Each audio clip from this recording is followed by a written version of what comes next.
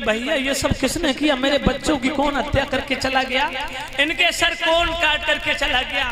कौन था वो पापी जिसने मेरे बच्चों की हत्या करके मेरी गोदी सूनी कर दी? भगवान कहने लगे, द्रौपदी ये सब मैंने किया। बोले यहाँ तो मेरे पति लेटे थे, मगर मेरे पुत्र कैसे आ गए?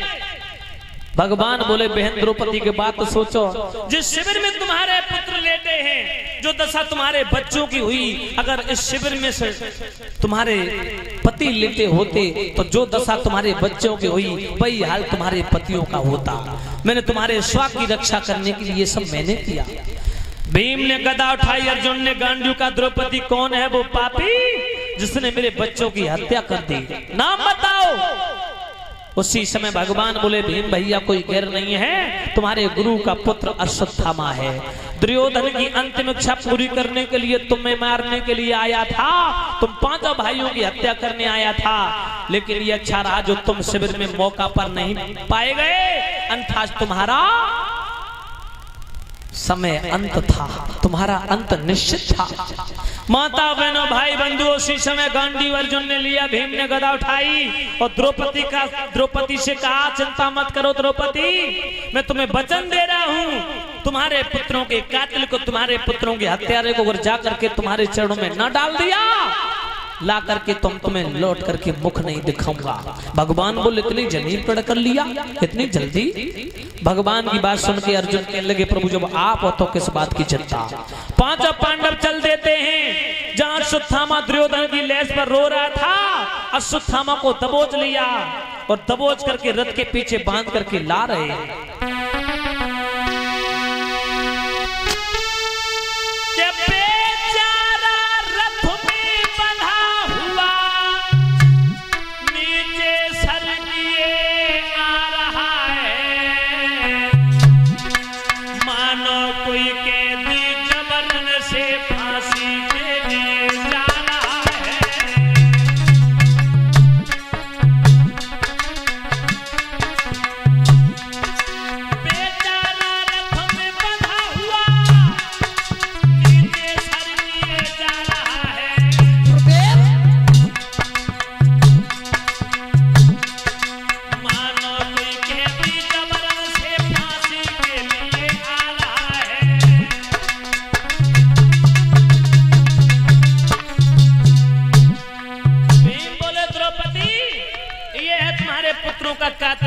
देख लो, इस दुष्ट तुम्हारे बच्चों की हत्या की, तुम्हारी गोद सोने की। अब तुम बताओ इस पापी को क्या सजा दूं?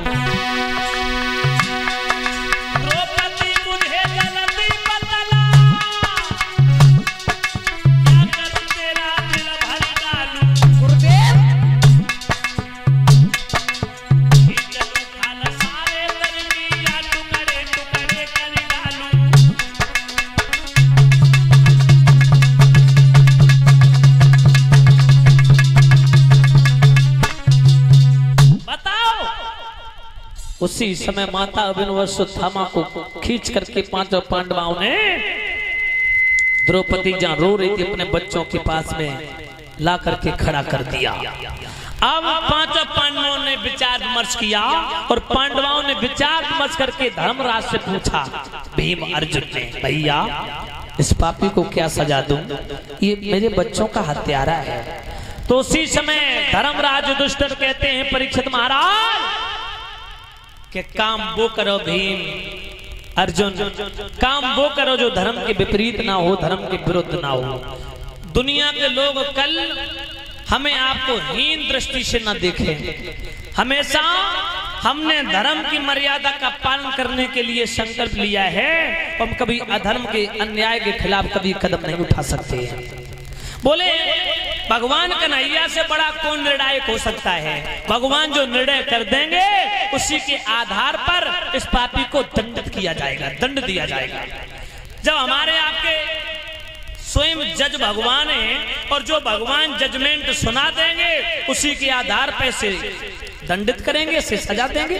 भगवान से बढ़ के कौन हो सकता है? भगवान हमारे आपके जज हैं और ये मुल्जिम है। अब हम आप तो केवल भगवान की कचहरी में अपने गुजारिश और अरदास कर सकते हैं।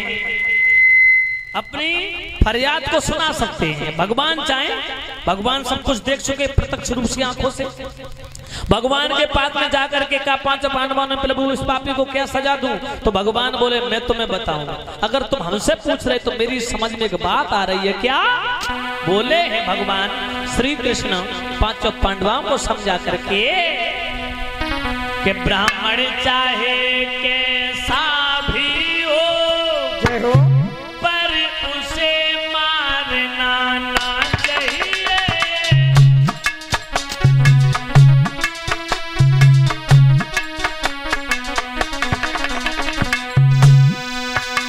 ब्राह्मण चाहे कैसा भी हो, जय हो, पर उसे मारना ना चाहिए।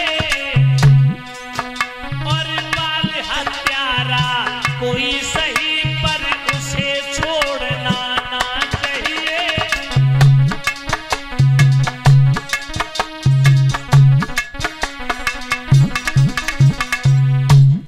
भगवान बोले ब्राह्मण चाहे कैसा भी उसे मारना, नहीं चाहिए, और बाल हत्यारा कोई सही उसे छोड़ना। नहीं चाहिए। बोले अर्जुन ये ब्राह्मण है, मारना नहीं। भीम ये बाल हत्यारा है, छोड़ना नहीं। अब तो पांडवा असमंजस में पड़ गए। बोले प्रभु दो तरीके की बातें, मारना भी नहीं और छोड़ना भी नहीं। अब करूं तो करूं क्या? मेरी समझ में तो कोई बात आ नहीं रही, अब क्या करूं? भगवान बोले जो मैं कह रहा हूं कभी गलत नहीं कह सकता हूं, मैं जो कह रहा हूं सही कह रहा हूं। ब्राह्मण है, मारना नहीं है, और बाल हत्यारा है, छोड़ना नहीं है। अर्जुन बोले प्रभु मारना भी नहीं, छोड़ना भी नहीं, कैसी बातें कर रहे? करूं तो करूं क्या? उसी समय भगवान बोले सच्चाई तो ये है कि हम तुम होते कौन निर्णय करने वाले या निर्णय लेने वाले।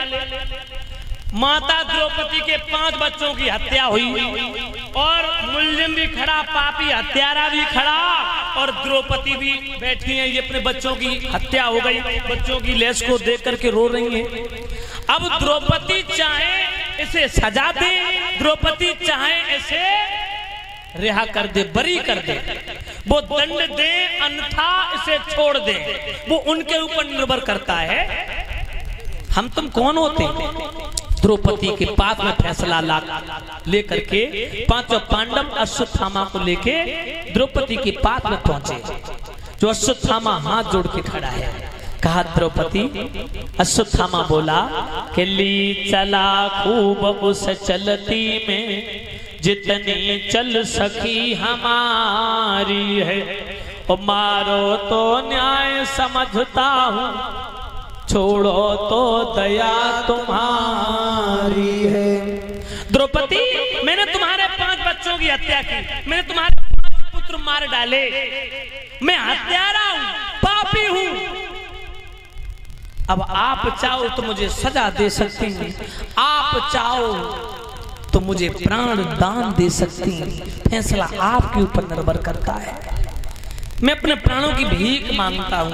अब आप चाहो तो हमें प्राणों की भीख दे सकती हो, मुझे प्राण दान दे सकती हो, आप चाहो तो मुझे मृत्यु दंड दे सकती हो, सजा दे सकती हो। माता बहनों ऐसा मालूम पड़ा जब इतने शब्द अश्वत्थामा ने बोले द्रौपदी के सामने, तो ऐसा मालूम पड़ा बहनाओ जैसे जलती हुई अग्नि में किसी ने पानी डाल दिया हो, शीतल जल। अग्नि शांत हो गई। द्रौपदी की क्रोध अग्नि जो हृदय में जल रही थी, दहक रही थी। द्रौपदी ने बात सोची कि मेरे बच्चे तो मर गए, वापस नहीं आएंगे लौट के, लेकिन अगर बच्चों की हत्या के पीछे, मैंने बच्चों की हत्या के तहत अगर अश्वत्थामा के प्राण ले लिए तो मेरे पुत्र तो वापस नहीं आएंगे, लेकिन जितना दुख मुझे है मेरे बच्चे मर जाने का, मेरे पुत्र मर जाने का, उतना कष्ट अश्वत्थामा की माता को होगा, वो भी मेरे जैसी माँ होगी। कितना अच्छा भाव था द्रौपदी का। द्रौपदी ने झोली फैलाई और झोली फैला करके कहा अपने 5 पतियों से, हे प्रीतम, हे माधव, मैं ये चाहती हूँ अश्वत्थामा के प्राणों की भीख डाल दो मेरी झोली में। ये गुरु के पुत्र हैं और इन्होंने जो किया है वो सजा परमात्मा देगा। हम आप होते कौन उनकी जान लेने वाले, उनके प्राणों को लेने वाले। माता बहनों भाई बंधु, अश्वत्थामा तो मुस्कुरा दिया है, उसके हृदय पर तो मुस्कुराहट झलक पड़ी और पांचों पांडवों के पैरों की तले जमीन खिसक गई। बोले जैसे तैसे तो दुश्मन, जैसे तैसे तो पापी हत्या चढ़ा, हाथ लगा। आज कितना सुंदर अवसर, मौका था मारने का। द्रौपदी इसके प्राणों की भीख मांग ली। पांचों पांडव क्रोध में तिलमिला उठे, आग बबूला हो गए। भगवान कन्हैया आगे बढ़े हैं द्रौपदी की भावना को समझ करके, द्रौपदी के पीठी पर हाथ थपथपाया और हाथ को थपथपा करके बोले, बहन द्रौपदी तुम धन्य हो, तुम धन्य हो। और भगवान बोले